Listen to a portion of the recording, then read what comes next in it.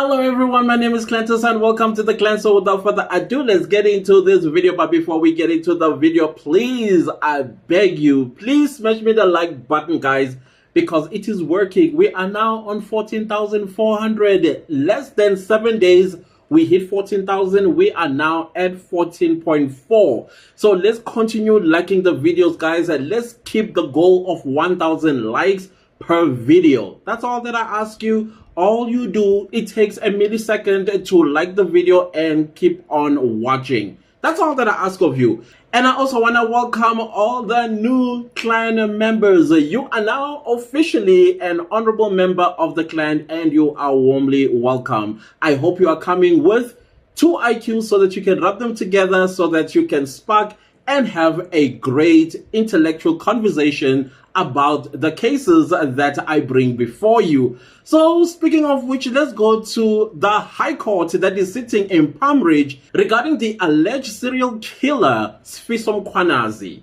I heard some people say that he's the youngest serial killer in South Africa, and the answer is wrong. I will tell you who is the youngest serial killer towards the end of this video, so stay tuned so that you are informed about these sort of things that are happening in the criminal justice system.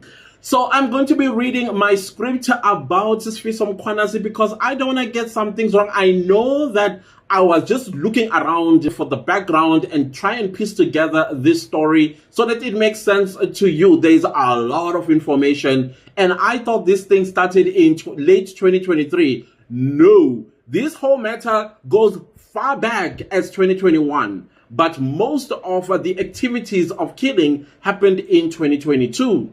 It's only now we caught on about this case. I think some people knew about it. Many of us did not know about it. I think maybe because we were caught up with the Senzo Meyiwa murder trial and also trying our level best to get Senzo Meyiwa justice. So let me read from the script and basically take you through who is Mkhwanazi. So the information that I have, I do stand to be corrected here and there. If you know something that you want to add, please do feel free. I'm always open to correction. I'm also always open to additional information. Please do not withhold. Let's do so with respect, like people with at least 160 IQs. You know who you are. 30%ers, stay away. Mkhwanazi. Who is he and why did he do it? Unfortunately, I could not find anything tangible about his birthday, zodiac sign, and his upbringing, except that he was born in 2001. It looks like most of us caught this story 2 or 3 years after it all started, as the High Court that is sitting in the Palm Ridge Regional Court is preparing to hear heads of argument on the 21st of February 2024, which is tomorrow, by the way. I'm very interested to hear what the heads of arguments are. Yes, I also know that Thabo Bester and his girlfriend Nandipa Mabgudumana and others are going to be sitting in the Bloemfontein High Court tomorrow, but I still think that trial is going to be postponed. If it's going to be postponed, I think it's going to be postponed to sometime mid of the year, like around June, July. That's just my prediction. I hope it's sooner than that. Anyways, let's continue with Mkhwanazi. As both the state and the defense have closed their case and ready for heads of arguments on the 21st of February 2024. What is Mkhwanazi accused of? Because this is very important in order for us to even make some predictions about the type of sentence he's going to get. So let's go on. On or about the 18th of June 2021, near Elof Street, he committed what he was accused of, an act of forcing himself on a woman. We'll get to know about this particular one. Just keep it in your head. It happened in 2021, which kind of like brought about everything else that happened. So please stay tuned. In April of 2022, at the same place, Mkhwanazi allegedly committed a similar crime of forcing himself onto a woman without her consent. So now Mkhwanazi, realizing that he actually getting away with some of these heinous crimes, he then graduates to murder. Mkhwanazi now graduates from forcing himself onto women as he commits his first murder. During the period of April to October 2022, Mkhwanazi allegedly premeditated to kill his next victims. After killing his first victim, he stashed away her body in his father's panel beating workshop, where he also worked for his father, earning 2,500 Rand a month, as per his testimony in court when he took the stand. During the period of April to October 2022, Mkhwanazi takes the life of his second victim. He conceals her body by stashing it away just like the first one in his father's workshop. He puts these bodies or stash them in a drum filled with old oil, basically to conceal the smell as well as the body. During the same period, this is April to October, Mkhwanazi commits yet another act of forcing himself on another woman. But something happened with this particular woman, because as he was about to do his modus operandi by strangling them, he realized something and then he let her go. We'll find out why he let this one go. So all in all, Mkhwanazi would have murdered 6 women in a space of 6 months. So each month he was killing a woman. Each month for the 6 months he will kill a woman. Hence, there are 6 of them all in all. So now I want to define what a serial killer in terms of South Africa, because it is different from what other parts of the world considers a serial killer. Now, in South Africa, a person who kills more than one person, so that means if you kill one person, you're just a murderer. But if you kill 2 people, South African law then start defining you as a serial killer. Let me read that again. In South Africa, a person who kills more than one person in a short space of time is called a serial killer. In proper definition, in South Africa, a serial killer is an individual who murders a series of victims over a period of time, typically with gaps between each killing. Like I said, he would kill a person each month. So apparently he did this on a Sunday. That is why he is duped as the Sunday serial killer. All serial killers in South Africa are given a nickname. If you go to my True Crime YouTube channel where I was covering serial killers, you are going to hear that they are given nicknames as per how they were killing their victims. So now with Mkhwanazi, he was killing on a Sunday. Hence, he is known as the Sunday serial killer. Now, why Mkhwanazi started killing women?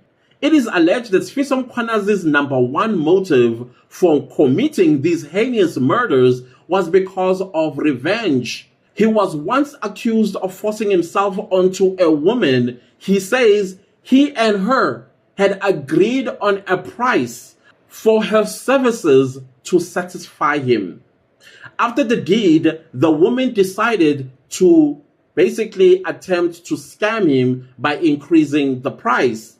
And then Mkhwanazi said, no, this is not what we agreed on. But the woman insisted that if he does not pay her, she would run to the police station and cry that he forced himself on her. So Mkhwanazi decided not to pay her altogether and chucked her out of his father's workshop. This woman decided to go straight to the police, basically to open a case of him forcing himself on her. Okay, I don't know if you guys understand what that means, because I cannot use that R word on YouTube, otherwise the video will get flagged. So Mkhwanazi refused to pay her altogether. So she headed straight to the police station where she opened a case of that word that rhymes with ape. I guess because prostitution in South Africa is against the law, of course she could not go to the police station and say, hi, I'm here to open a case of a client that refused to pay me. I am, So, of course, she needed to come up with a story. In her mind, she thought by going to the police, he was going to pay her whatever amount they had agreed on initially or the one that she had increased. And she did not count from the sun because Mkhwanazi would be arrested, prosecuted, and sentenced to 15 years in prison in 2021. Remember, I said hold that thought. Now we are back to 2021. He's convicted and sentenced to 15 years in prison for forcing himself on a woman. One thing about Mkhwanazi, it was easy to find him because he always brought these women to his father's panel beating premises where he would have cloth with them. Mkhwanazi was prosecuted and found guilty and sentenced to 15 years in prison for forcing himself on the women I just told you. However, Sfiso would only spend 10 months in prison as he would be released out of the blue.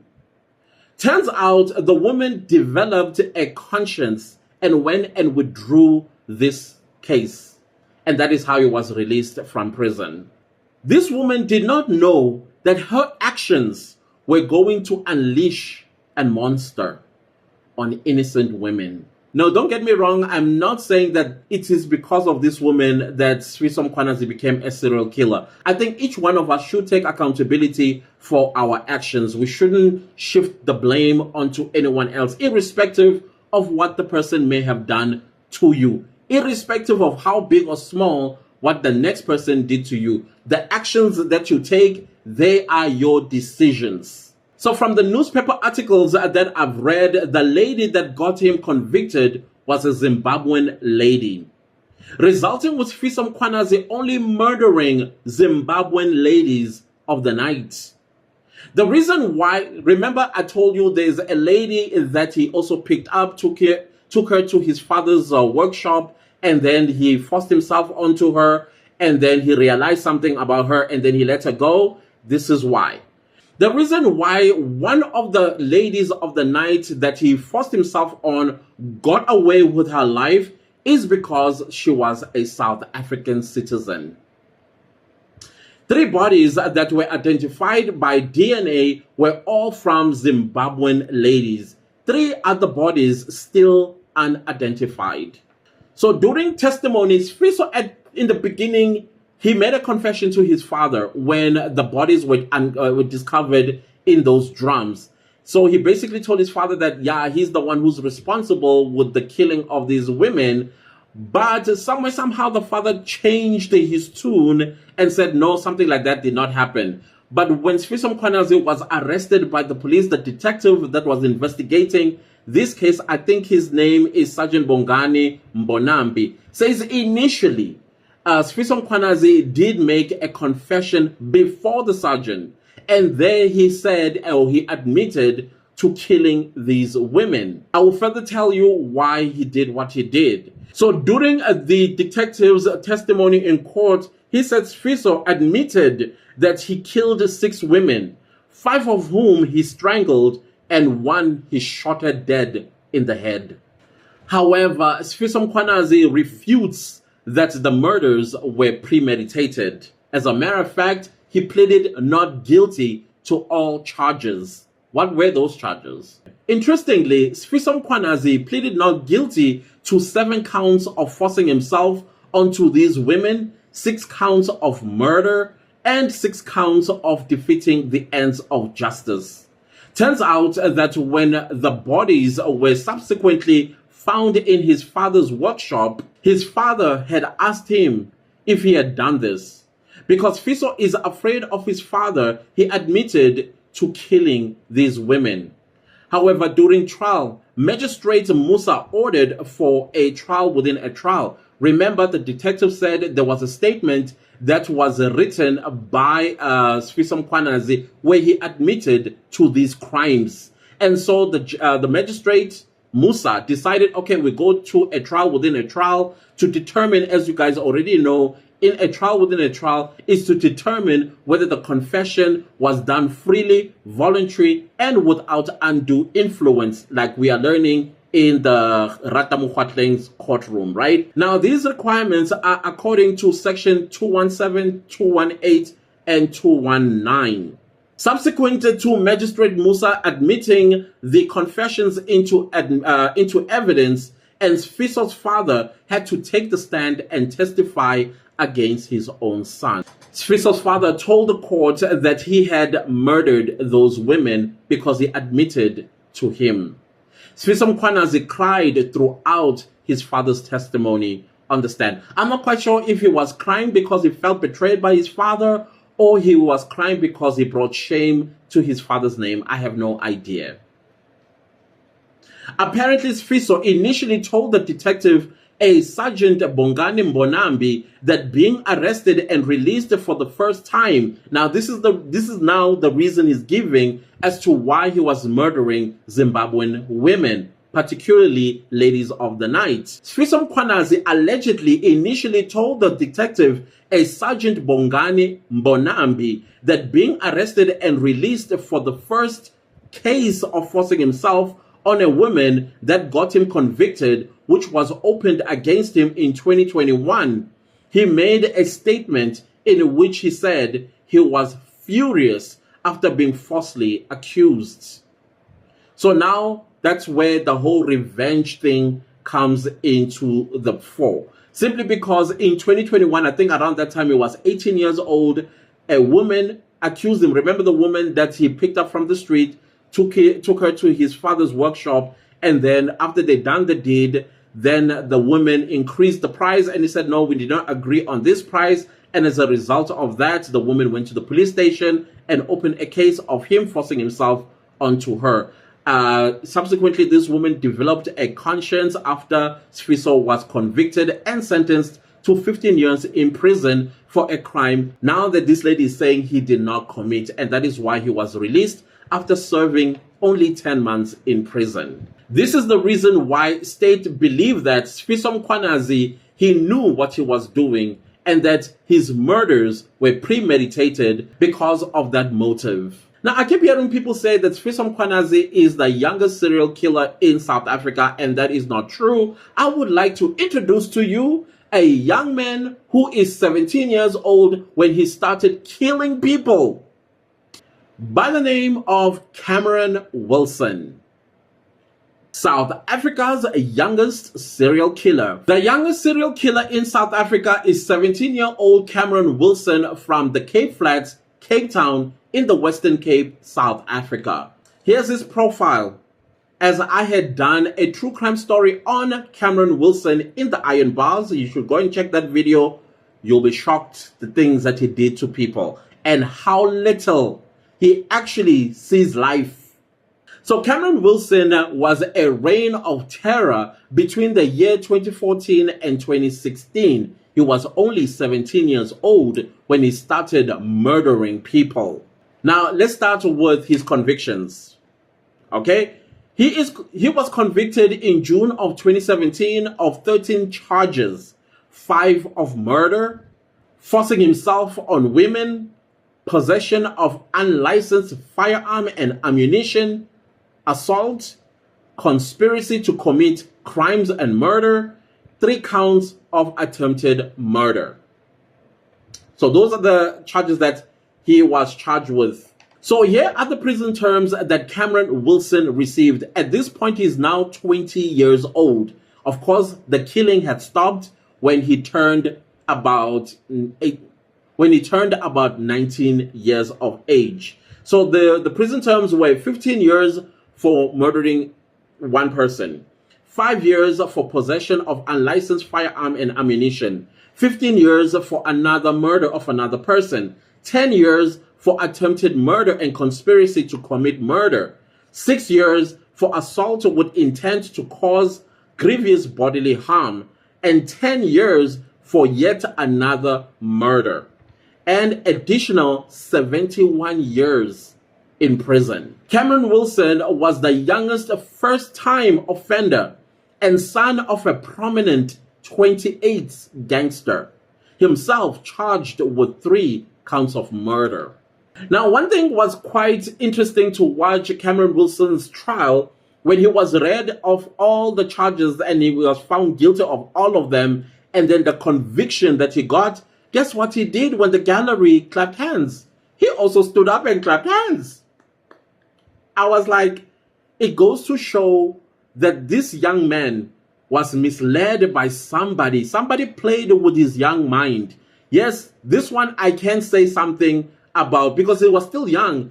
A young person, we cannot say they can take full responsibility for their actions because they are impressionable. So if I remember very well, the reason why he started doing what he was doing is because he wanted to go to prison and then get the 28 tattoo and then come out and have street credibility. But he thought the way of getting that was to impress, I think, his father and the gang that his father was leading so that he'll be feared and then he becomes a boss just like his father, without realizing that he was going to spend actually more time in prison than he ever thought, because he got all those sentences and 71 years on top of that. However, though, he is eligible for parole after 25 years because all these sentences, he is going to serve them concurrently. And I hate that word concurrently because it means for all the crimes that he has committed and he is convicted for, they'll be running parallel like this. Instead of, let him first serve 15 years. After he's done with 15 years, then he goes for the 10 years. After the 10 years, he goes for the 6 years, etc. and so on. But no, they all run parallel. That is why he was eligible for parole after 25 years of serving 4 life sentences. Now, the Psychologist report, when it was submitted to the court on Cameron Wilson, this is how he was declared. Psychologists who examined Wilson all declared him a serial killer and a psychopath with very limited chances of rehabilitation. All sentences were run concurrently, like I said. So now if you take Cameron Wilson and you take Sfiso Mkhwanazi and you put them parallel to each other, yes, they are both the youngest serial killers in South Africa. But Cameron Wilson is the youngest of all of them because Sfiso Mkhwanazi is 21 and Wilson is 17 when he started killing. So now, if you look at Wilson's precedent, of course, it's going to fall on Sfiso Mkhwanazi as well because he killed 6 women. He also committed acts of forcing himself onto women, attempted murder, and robbery, by the way, because after he would strangle and kill these women, he would rob them of their belongings, except for the South African lady. When he realized that she was a South African lady, he did not he did not steal from her. He just let her go. That lady actually took the stand, and she's the one who put the last nail on Sfiso Mkhwanazi's coffin. Because of her testimony, he is definitely going to find himself in a similar position as Wilson, Cameron Wilson. And also the interesting part about this, Sfiso Mkhwanazi also possessed an unlicensed firearm and ammunition because his last victim, he had shot her in the head and killed her. So in the end, Sfiso Mkhwanazi is going to end up like Cameron Wilson, sentenced to 6 life prison terms, 7 counts of forcing himself on his victims, 1 of forcing himself on the South African lady, 7 counts of defeating the ends of justice, 7 counts of robbery, and probably 7 or 8 counts of assault with intent to cause grievous bodily harm, which I don't think it will be that because it's murder. He ends up killing these women anyways, so that will fall away, I think. So my prediction is he will get plus or minus 50 years in prison. Probably it might be even 70 or 71 years in prison, just like Cameron Wilson. I don't know. We'll see, as the heads of argument are going to be delivered on the 21st of February 2024. And we're going to hear the verdict probably before the end of March, if not around April, May. And we'll see. We'll be following, like I said, guys, the story of Sfiso Mkhwanazi is going to be right here on this channel. Even when Senzo Meyiwa murder trial does return, I think I will also still bring this particular case to your attention just to update you where it is, because it has wrapped up. Yep, it has wrapped up. It's heads of arguments. After heads of argument, then the magistrate is going to take a decision either to find him guilty or not guilty. If he's found guilty, yeah, all of that stuff is going to transpire going forward. So basically, those are the little things that I found out about Fiso Mkhwanazi. Again, if you guys know more information about this particular individual, please put it in the comment section. You guys already know we do have a self-appointed expert segment where I read your comments. So I may have left out some things. Please let me know. Maybe I added some things. Please let me know. I don't know, because I was reading from all sorts of newspapers around this particular case. Most of my resources were from IOL, News 24, ENCA, as well as, what's the other one? Daily Sun and Sunday